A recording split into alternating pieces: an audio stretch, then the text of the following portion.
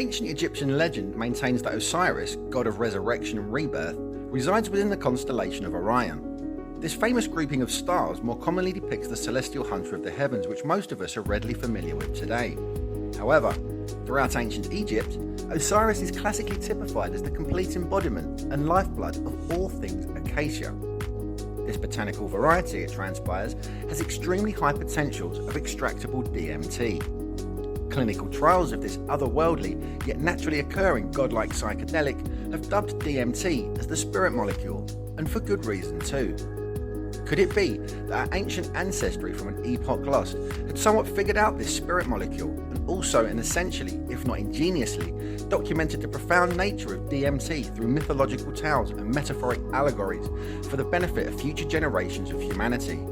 Moreover, was there a sophisticated and scientifically adept society almost erased from the chapters of the human story during the perplexingly sudden and catastrophic fallout of the end of the last ice age, which has successfully transferred the molecular structure of an otherwise divine supersubstance from the microcosm and systematically emblazoned it upon the macrocosm? The traditional constellation of Orion, albeit Osiris, and the compound structure of DMT from the acacia are strikingly similar, if not an irrefutable match.